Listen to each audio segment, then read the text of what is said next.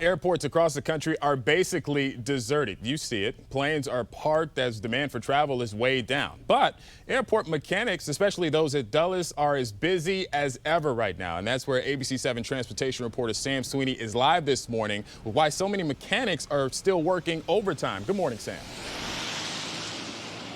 Hey, Robert, good morning. Airlines around the world have grounded most of their fleets, but parking an airplane is not as easy as you think.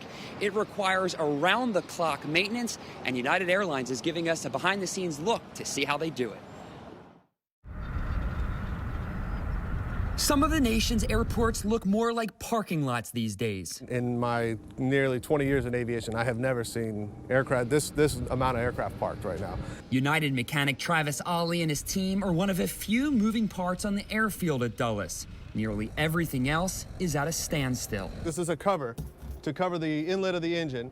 We put those in there to keep birds and a lot of the wildlife out. Travis's job? Keep these dormant airplanes in working order. 3 to 4 mechanics spend an entire 8-hour shift on a single plane. From the wheels to the windows, nearly every sensitive part of the aircraft is wrapped or covered. Animals can nest inside a plane's wheel well or engine in less than a week. These are drains as well. All these drains have been covered to keep wildlife and insects, bugs, birds, everybody else out. But there's a catch.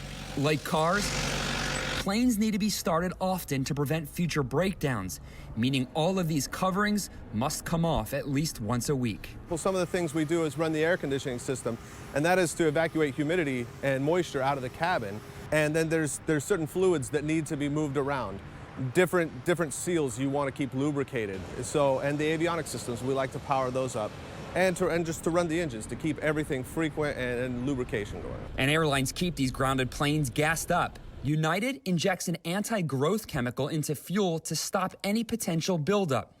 There's also a reason why dormant planes need fuel on board. As the aircraft is sitting here, if we have a windstorm come through or any kind of weather event come through, the extra weight helps to weigh the aircraft down to secure it.